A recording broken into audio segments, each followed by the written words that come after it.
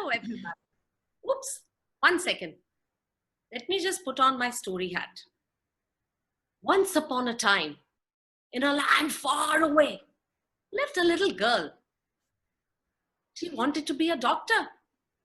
Winds blew, they huffed and they puffed.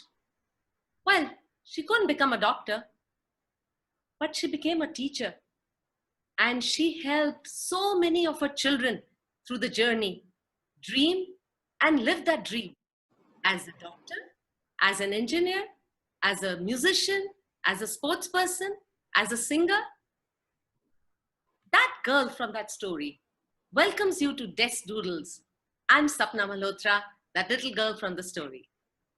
And today on the show, we have an amazing person. She loves to write stories. She loves to tell stories. She's been an educator for 29 years.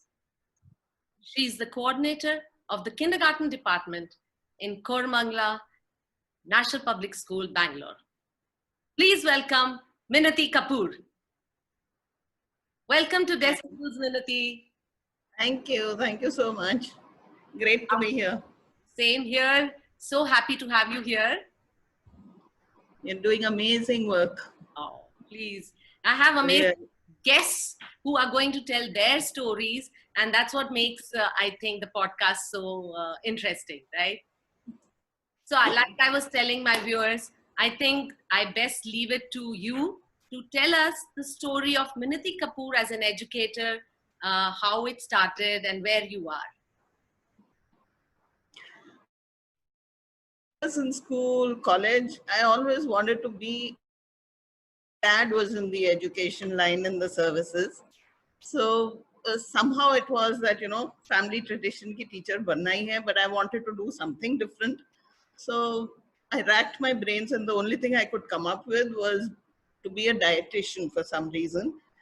Wow. And my mom and dad were a little apprehensive. Those days, dietitians were like, it was an opening only in bigger cities and things like that. Right. So they said, okay, you can do what you want, do a B.Ed first and then we'll see. So it started that way. And I think right after my B.Ed, I got married. So there was no question of trying out something else. But in the circumstances, I think it was the best decision they made for me. Right. So it just so happened. So after that, got married, had my kids. So the day I think my younger daughter went into school is when I picked up my first job. Wow. So been working since then, different schools. Being in the services, we've traveled all over. Right. So different schools, different environments, but had a lot of fun. Yes. The present job of mine, I would say, has been the longest. 17 years is a pretty long stretch. Amazing. Where we've been changing every 3 years, 2 years, Right. being in the Air Force. But 17 years has really been long, so it feels like home now. Yes. And I think you've had, you started by teaching, all the entire spectrum in school, right? Till 11th grade you've taught. Yeah, it was a stint where I did do 4th, 5th, 6th. Then I went on to doing 9th, 11th. Wow. It's a different feel altogether. Absolutely. But somehow that unadulterated love that you get from the kindergartners is something too special. It's just too lovely because it's totally unconditional. And they just come and they hug you. And that kind of a feeling, I think as you grow older, you need to get that into your system, I think for me also, like when we work together, so the moment you used to walk into the class and the children come laughing and running to you, ma'am, I love you, and then I think it dissolves whatever baggage or whatever you had in mind, and it just very true. Absolutely.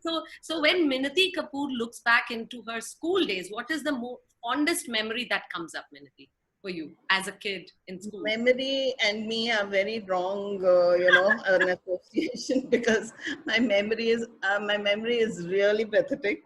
Very few snatches of certain, scenes that flash across. Yeah. Fun, I remember being a quiet child, not very talkative, but never in the forefront of things also.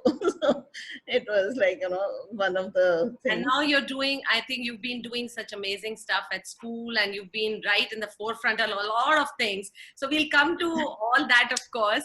So let me get you to the, the big question in the room today that, we're going to talk about is, I, I want to put it to you that do you think that storytelling is a lost art in schools? Lost art, which people are trying to revive, I would say, but not getting the time. you know, uh, we do keep having workshops and trainings to tell stories, which should be something that comes naturally. If you're a parent, if you're a teacher, I think that's one of the smallest and the most basic art you need to have, to tell stories, especially for the smaller children. Actually, stories are universal. You can tell them at any age and they go. Like I know even at this time, at this age, one of my daughters is married, my niece is married. But if four of them are together, I can still tell them stories and feed them off a plate without counting the chapatis that they're going to eat. And so it just flows, Yes, so that kind. And the same thing is happening with my grandson now. So I know. stories are definitely part of our life. But yes, in school, I would say it's given the second priority. Like, you need to finish your work. Then, if you have a free period, you can tell them a story. That's something that's very disheartening because I feel stories is just, you have to just let it into the world and it just takes on. Like, it's the, what do you say, the blueprint for imagination, actually. Absolutely. And I think like, if you see, like in kindergarten, I think we breathe stories, we live stories every single minute that we are with the children. Any Very true. lesson that is taught to them is, basically the stories, right? Very true. And as the children move up into the primary years, the middle, and the higher years, the high school, by then I I think it's totally vanished.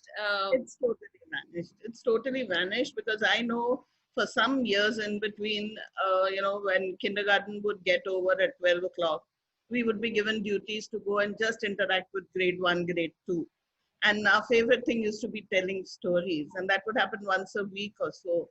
But the children looked forward to that one period, so much because I remember always combining my story with an after story, Yeah, say anything fun to do with the story. yeah. And it would be like I would enter the class on a weekly basis and they would come up with, Ma'am, I've done my homework for the story. Like they used to be so excited about it, whether it was a drawing a part of the story or, just enacting on something, but they would really have a blast. Yes. So I feel it is important to have storytelling it should be part of the curriculum only. One Absolutely. period kept aside for storytelling. Yeah, because I think all of us, basically, we are all born storytellers, right? It's something like a gene which is embedded in our DNA. And be it Very right true. in the morning that we wake up and suppose we don't want to go to work, or we want to make our kid eat a healthy breakfast, or we're describing a dress to a friend, we all weave stories, right?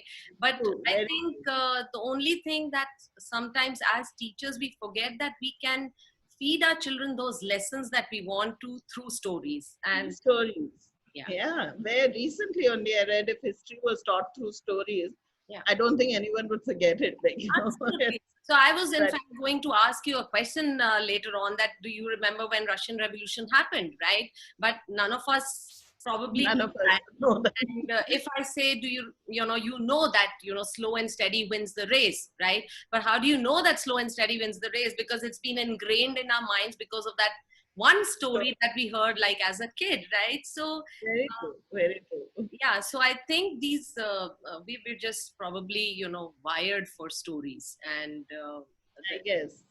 it, And actually, stories are so powerful and they give you an insight into the children. Like, if you really sit down and tell them, like, it was, I think, a year or so back, I was sitting in class and I just walk into a class and I had the choice right now to do, whatever bit of the work I wanted in the class. My favorite, of course, would be to tell stories. yeah. This is an incident I remember very fondly because there was this story that had that I had really appealed to me, you know. Right. So it was about the Parijata tree Hmm. in a garden. Right. And very excitedly, once I read that book, I said I must go to class and tell them the story. And I sat down and purposely I would give it a break, you know, to just see where the children's interest was. And I remember that day asking them, do you want to go out to play or do you want to continue listening to the story? And the entire class said, ma'am, we would rather listen to the story. And playing, believe me, was a real bonus for them. And they heard the story, Right. and everyone was really excited about it. And they said, ma'am, we loved it. There was just one kid I remember who had made a small face. This was about the king wanting to cut down a tree, you Oh, know, and yeah. how the animals and the friends camouflage it to protect the tree and not let it go. Right. So he was very upset. I called him separately and I said, what happened, David? You didn't like the story? No, ma'am, I didn't like it. It was like a, shock for me. How come there's one child who's not liked the story I've Right. Yeah. narrated? I said, what didn't you like in this? He says, why should the king want to cut down a tree? It's that he was very sad about that.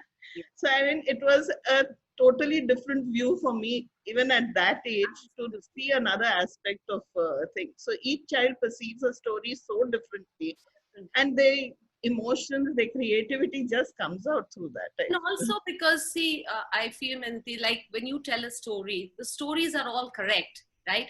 There is no such thing as a wrong story. And Wrong it story. gives you that freedom of thought, it gives you that freedom of expression. And I think it encourages children to come out and say, like in your case also, the reason that the child could just come out and say was because we were talking about a story and you sent him with, I mean, it was such a big message. I mean, that, True, as a kid or as anybody, I very mean, to learn from, right? true, true. Yeah, I think I truly believe that, stories go a long way in, teaching whatever the lesson may be. So Very coming from there, I feel like now the way, things are right now, the present times where we are in this pandemic, the vortex of it, what do you think is the toughest challenge that, teachers are facing in this present time? um, we've had a lot of learning to do over the summer break.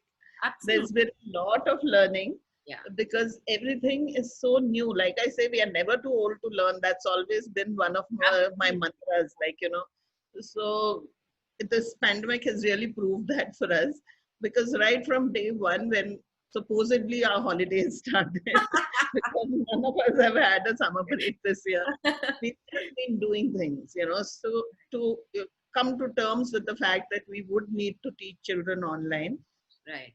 not so much like we would not want, because we've been only advocating the fact that children should not be in front of a gadget, Right. to tell the parents all the time, minimize the time, and here we are pushing them into looking at us and talking to us. I see. Yeah. But I remember one class we've had, an online class. That was the day the government put the ban till grade 5. Right. And we just had that one class, and we just had it for half an hour. And the children were so excited to meet the teachers, and we just sang songs, we told them a story, and that was it. Yeah. That connection has been made with the children. Right. Then from next week onwards, we had to meet the parents, because we couldn't meet the children. We had to meet the parents, and then we worked out a system where we talk to the parents, tell them the week's work, Right. and we get down to the children get down and keep uploading this stuff. Right. Right. But one thing that I've told the teachers that has to be part of that 1 week is a story, which I think they're all using so beautifully, because it's just an audio. So the children can be in the room without looking at the screen, hear the story without the gimmicks of it moving and, Right. straining their eyes and all that. They listen to it, and you should hear the feedback we're getting, because we've asked them to record them telling the story in their words, or asking them a few questions and answering it. It's amazing what the children are doing. Wow. Out of all their work, the story is the one that's coming up so beautifully. So it is great, but yeah, it has its challenges. Yes. We need to devise a method. Like I know we've uploaded a few books where the even the video is there, but it's just turning the pages. It's actually being read out from Right, a book. right, right, So it is amazing because the children can start reading. That's for KG2 level. They've right. started reading those simple sentences while turning. So it's like actually reading a book for them. Yeah. But yes, if you talk of challenges, is time crunch, because the parents really are telling us, ma'am, it's different for you in school because you have a controlled atmosphere. For us to make a child sit down and listen to a story is a challenge. So I guess we have to That's just where I think, find. yeah, that's again something that is for the, I think, even as parents to learn and revive that art of storytelling again. Because Storytelling. so basically, I think what comes out from what you just told also was that stories helped you reach your children again. I mean, it built that, the connect It between builds a after connection. so many And months. now, very true. Now, for the first 5 minutes, whenever we have a meeting with the parents, it's dedicated to the children. So there's an interaction between the teacher and the children. It's really cute to see that. It's a story in itself, believe me. Just that. So from there, Minati, suppose, I mean, there was, like, if I say before the pandemic time of education, right? There was absolutely only in classroom and we had fun and, all the activities that you did. And then we are in this, in pandemic, a totally different design of education. How do you foresee the, after the pandemic education design? Do you think there's going to be any Keep my change in that? fingers crossed. Sorry. Frankly, keeping my fingers crossed for having things come back to normal. I know it's not going to happen too soon, Right. but actually, you miss the class. You miss the children, you miss the class, you miss interacting with them. Like, the whole that day, the way it used to pass without us realizing it, it would be 12 o'clock. Yeah. Because you're having so much of fun, with the children. And it's amazing, but uh, how do I feel it's going to be? It's going to be very challenging actually to have them come back from the online, whatever bit we are doing, to Yeah. be in an actual classroom, and that also not being sure whether we can have an entire class together. Yeah. Is it going to be in groups? Are they, I mean, the thought of these tiny kids wearing masks and coming to school is something that it's really difficult. It's not going Absolutely. to be But okay, easy if yet. we jump into something even beyond that, I'm saying, suppose we jump into absolute normal times once we go back into, so going forward, do you see that there is going to be any change into our, teaching methods? Are we going to incorporate I anything hope else? there is. I just hope there is, Yes. because we need to have a lot more fun that we are having. It's becoming a little heavy for the children. Right. I feel that we need to cut down somewhere to just have a lot more fun. Yes, I definitely hope that happens. Absolutely. And I think that's what is, so in a way we kind of went through the, evolution of us, as if we look into the evolution of human beings from where we started, and the knowledge was only imparted through, sitting around fires and talking about experiences. And then the education system totally changed into just, the industrial age, and only chiseling the left side of our brain. And now, the times have come where we are still debating whether, is there a valid debate for left versus right? Is what are your views on that? I mean, do you really, you know I don't know if I'm the right person to ask that, because I'm in a job where I have to believe the other way. But I have a sister who's done extensive study on this, Mhm. and I know for a fact that things, our left and right brains do work differently, and there is a right age to develop them. Mhm. Having said that, the generations have changed. The children have changed. Every batch has evolved so much from the previous batch that we've had, that if you give them the right kind of an environment, I think they're capable of a lot more. Absolutely. You Yeah. know, they like we've tried everything with them. Mhm. We've done it, Yeah. and they to like I would say 90% of the class has reached that what we had expected them to. There always will be some children who will not reach up to the mark, but we've also come to terms with that. we've grown, we have realized that each and every child need not get a 10 on 10 at every dictation. That's Absolutely. perfectly fine. Yes. As long as the child is able to tell us a story in his own words, say, Yeah. or sing a song or do a drawing that is using his imagination, I think that's more than enough. If his story finishes in 2 lines instead of the said 8 lines that we require, I don't think that there's anything wrong. That's So the teachers exactly. have exactly. So those teachers have come to terms with that.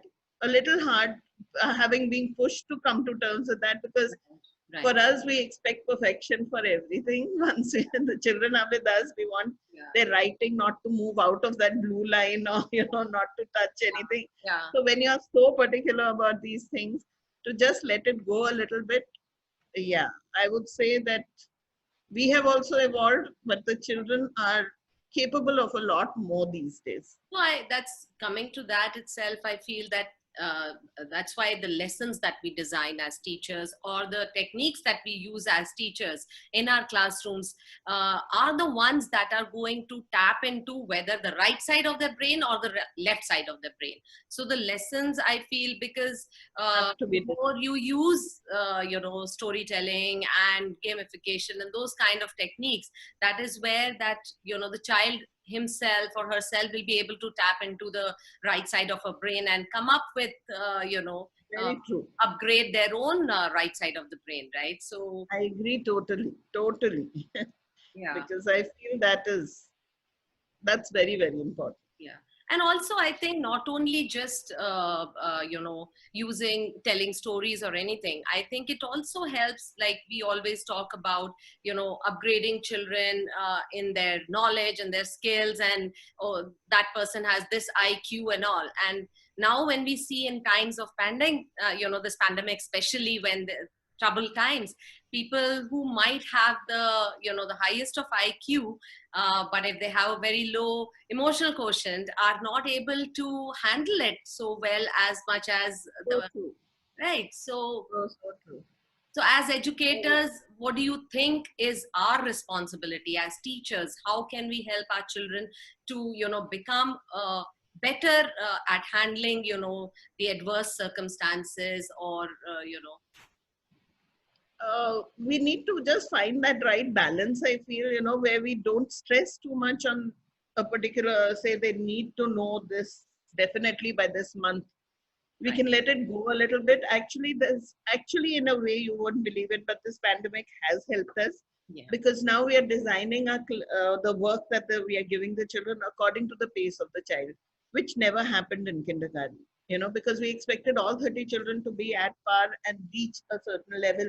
Say by July, they should know this much. Like, we were very clear in our minds, based on the curriculum, that they know whether we go about whatever way we use to reach them up.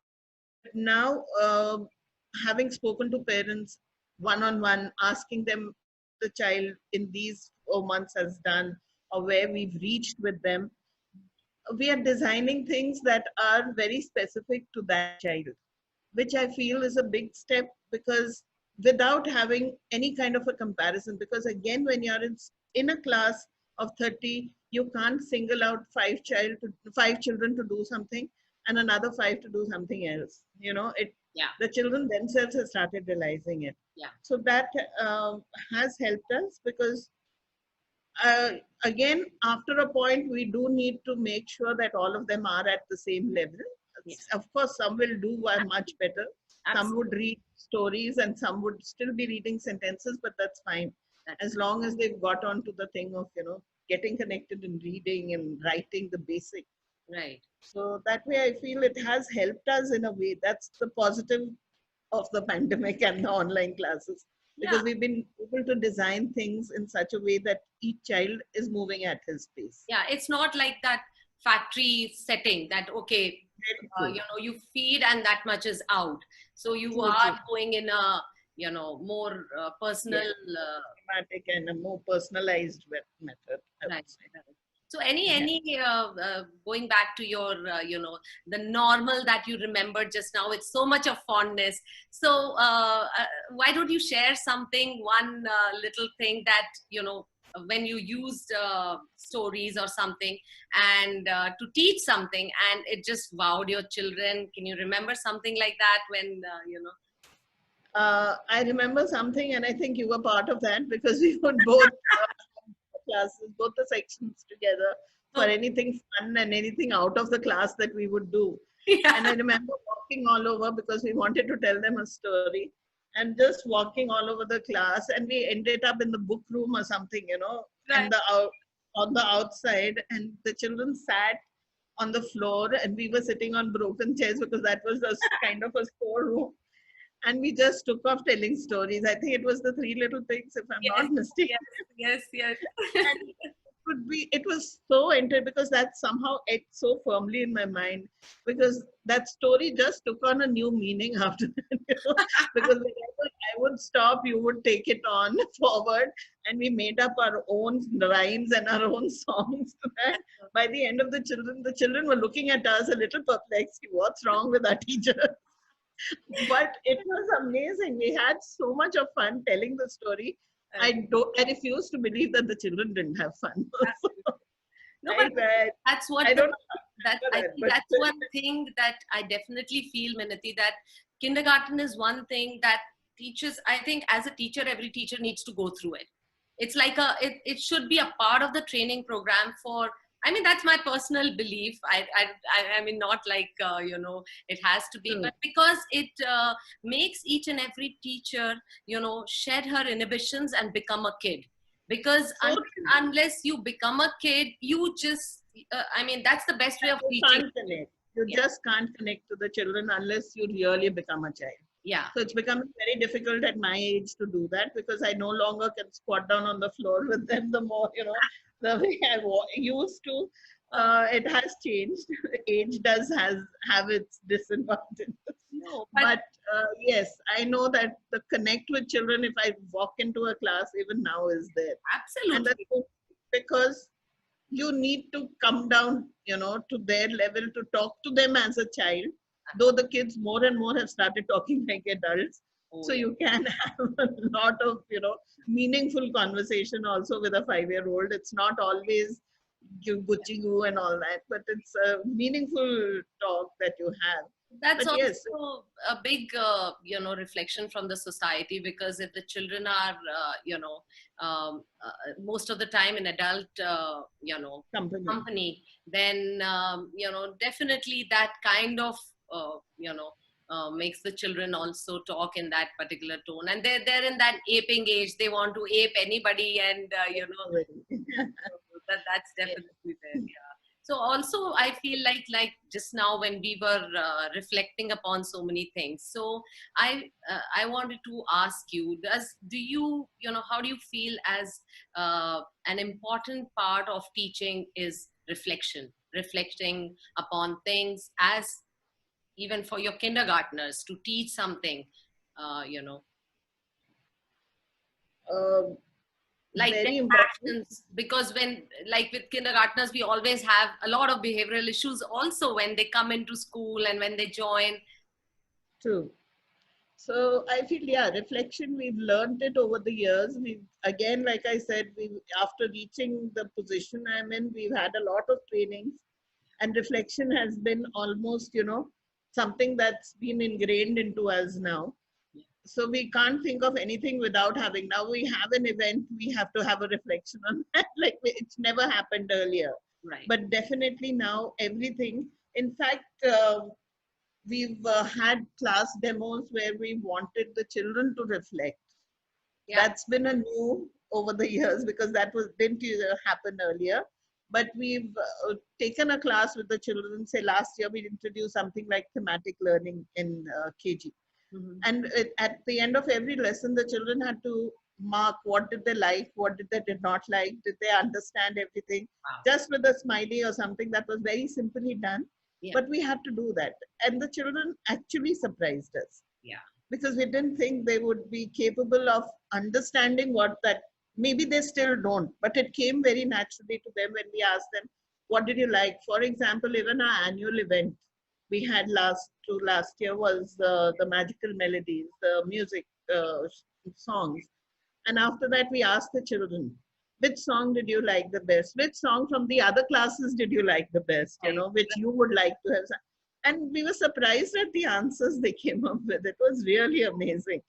So, yeah, reflection has to be there for yourself to understand how well you've done or what needs to be done more. Correct. And I think it's there to stay. Absolutely. No, I think that what you just now said, and I think what you were surprised at, the children themselves, reflecting upon and trying to assess what really happened during that class, I think it speaks volumes about, reflection. And I think even for kindergartners, whenever, you had a behavioral issue with them, reflection, I think, always really On works very well rather than any other consequences or anything else. because you give them time to just think, think back and tell me what you've done. Like, Yeah, you yeah. are being called out. Why? That kind. Even And that is also, I think, connecting it to stories which were relevant to, that particular teaching, whatever you wanted to teach them, and picking up a story and telling them. And I think not only the kindergartners, as you move up also, I think stories to teach science and teach math. stories are universal. This reminds me of a quote by my favorite Dr. Seuss. Yeah, You're never too old, never too wacky, never too wild to pick up a book and read to a child, because I really find that amazing. absolutely. Actually, there's no age limit to telling stories or hearing stories. And that's the So, reason, I think, Minty, the reason that people go to watch movies, people Netflix so much, watch series, is because we are wired in a particular way, not only to tell stories, I think, because to hear stories, and that remains in our mind. It in very some way, I feel that those stories become like an experience. You kind of live it, and in a very small way, it's like an experiential learning, whichever, which is like always to not a small way, Sapna. It's a huge way. yeah. It's a huge way of experiential learning, because if you use stories to retell certain things, some concept, I don't think the children are ever going to forget it. Absolutely. It's Yeah. it is And amazing. also, I think it takes the fear out of that subject. Like, if for some children, every child is not wired, they have that fear of science, they have the fear of math, not, and some have the fear of languages. So I think when you use stories, I think it just takes the fear out of that subject out. That name tag of it, the fear, it's gone, right? Very, And also, very. children, if they're encouraged, that fear of judgment is not there, because they know that stories is just a story. It's just a story, but Yeah, they don't understand the there's so many values that you're putting into them just by telling them a story. right, So absolutely, yeah. In fact, this reminds me of an incident. I was at Greenwood High. I was teaching science there, and in second grade, and I started a story, and I just went on and told them. And then after that, the whole story was to teach them respiratory system, and they had no clue. And I brought in props and I taught them, and it was after that I just told them that this is what it is. And I don't think they even realized that there was such a strong topic that was being taught to them. And which I mean, otherwise would have been a little drab. yeah. Because I remember finding the digestive system, I remember finding it very interesting. But the respiratory system always had me like, okay, that and the circulatory, the number of veins and all that. But if you tell it through a story, Yeah. it's amazing. It's really, truly amazing. That's And why I how said, you can connect so many concepts. I think that's what, for our educators who are listening also, because in a story you might have one lesson that you're teaching, but you can connect so many. So I was amazed that when I taught them respiratory system, I connected it to pollution, and how I connected it to go green and plant trees and afforestation. And I mean, I just kept joining the links, and I was amazed myself, in one story. I mean, I would have covered so many difficult topics that, as very, an educator, I would very, think very. twice how to start, really. So I wish that is a gene that actually all teachers need.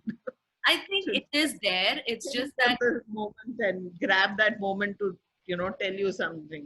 Yeah. Very But like I was saying, Minty, I think we all have it. It's just that we don't use it as a tool.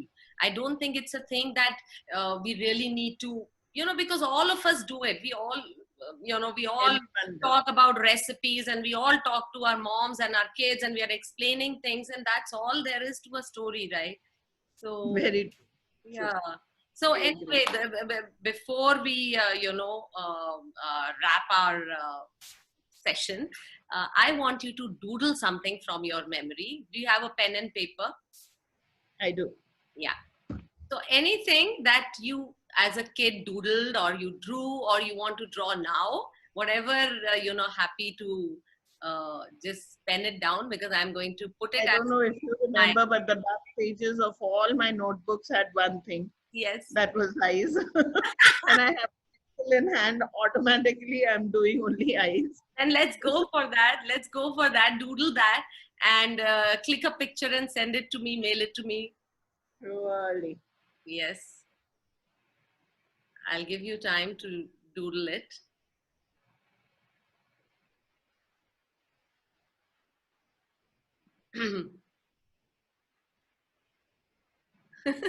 But it does bring, the happy moment from that time to the present. Yes, yes, definitely.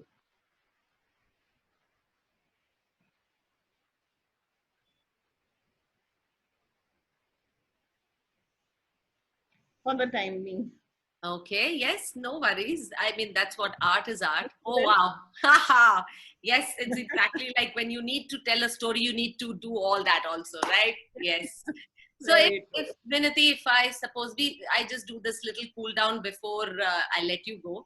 So I throw a word at you and you throw a word back at me. Okay? Right. So Okay. just simple, nothing fancy. Okay? So I say lunchbox. Snacks. Okay? Mummy. Ah, yes. I say maths teacher. Strict. Okay, I say art class. Doodling. Fun. Ah, nice. Good one. Wonderful. So before I wrap up, I just want to say that I feel, I think what main was, what I like to tell my viewers is, on a beautiful Sunday evening, I met an amazing person, Minati Kapoor. And we Oh, talked and we talked. And I felt as if she was telling me stories, because that's what stories do. They make you their own, right? You become a part of that journey. And that's what, as teachers, we need to do day in and day out. We need to make our children dream. We need to walk with them to live that dream, because we need to make it an experience they will never forget. And that's what education needs to be. So very true. thank you, Minati, for being here. Thank you. Thank you so much. Thanks a Bye. lot. Bye bye. Until next time. Bye. Thank you.